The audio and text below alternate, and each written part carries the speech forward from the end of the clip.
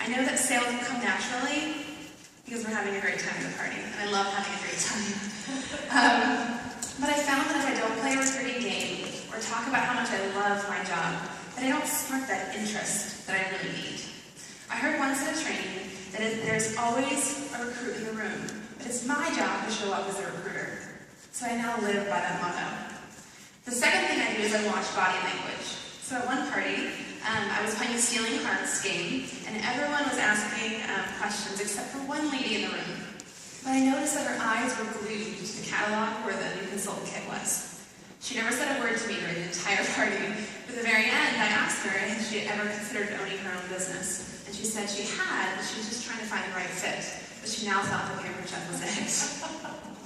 And the third thing is huge. I do full service checkout with every customer. The most important thing I can say is to make sure that full service checkout is in a quiet area.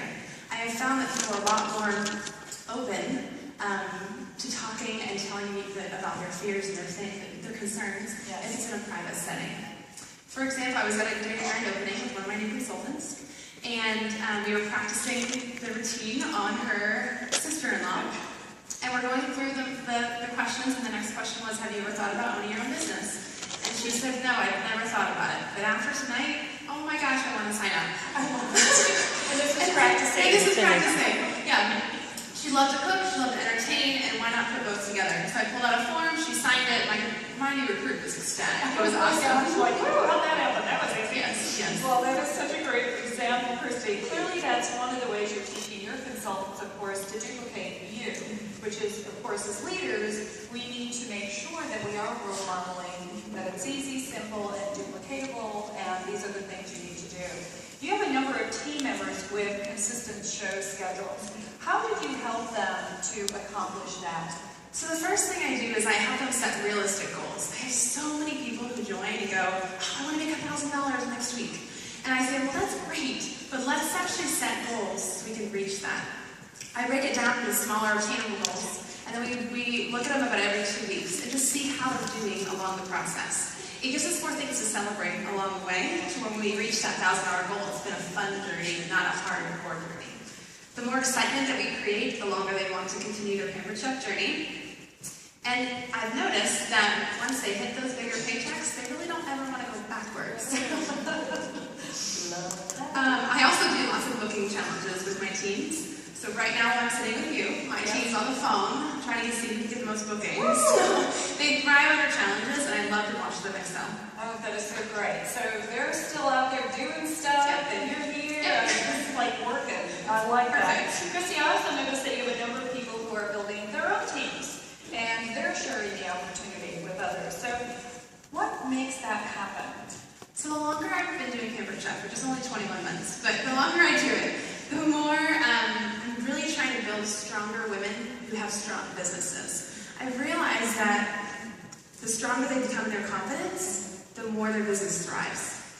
So we talk about recruiting throughout my meetings and through our individual coaching sessions. We address all the fears that they may have, and I try to create new things for them to try.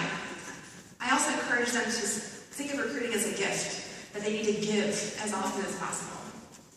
Another thing I do too is we have a Facebook page, team page, and I would encourage all of my teammates to add high-interest possible recruit leads to the page before they join. They're welcomed, everyone says hello, and I found that once they realize they're not in this alone, they want to continue on the process. Nice.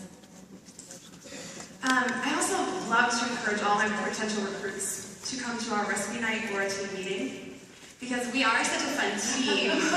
Once they come into the meeting, they leave very often without signing that night. My team sees recruiting as the right thing to do, and we have so much fun along the way. Quite honestly, it's not magic, it's math. I love that music to my ears. And I teach them that if they talk to enough people, they'll find the ones who are interested. Oh my goodness. Did everybody, it's like, it's not magic. It's math. It's math. You just have to continue asking and asking. Yes. Someone will eventually lead that consultant team. Yes. You know, your team is growing so quickly. How are you supporting all those new consultants? That is another thing that, as I'm out on the road, meeting with consultants and directors, so many people say, gee, I'm just so fearful of bringing on so many new people because I can't juggle it all. How do you make that happen? So it's exciting. In June, we added 7 new team members to my team. That's awesome. And only one of them was my own personal recruit. So it was a huge month for my team. But I had to sit back and think about how I was going to train all of them at the same time. And so I decided to do a new consultant training call every Monday night at 8:30 for 30 minutes for 6 weeks. They would call in, and it was designed specifically for them. That gave me the opportunity to see out of those 7 who was going to work the business and needed more of my time. Yep, so smart, so smart. And so, do you talk about fast track to director right from the very start? How do you go about doing that? I do. I offer it to all my consultants from the beginning. And for those who are interested, we'll talk at least once a week. Okay. And I'll offer additional trainings and just tips on how to bring recruiting naturally into their parties, so it's not forceful. And I help them focus on getting more bookings, because we all know without bookings we don't see people, which we can't add recruits. Correct. I'll challenge them with weekly goals, and if they don't hit them, we'll evaluate why. And I challenge them to make more phone calls than normal, to talk to strangers on play dates, because I have 2 kids, so we do that a lot. Or when you're at McDonald's play area, strike up a conversation with the lady next to you. I also challenge to call friends and just say, hey, join me on this journey. Oh, that is great advice. Oh my goodness. Well, I know you sure felt that way when your sister, yes, that is your fast track director, She is. your sister, Jennifer Gonsfried, joined and promoted this summer. Jennifer, come on out here. We want to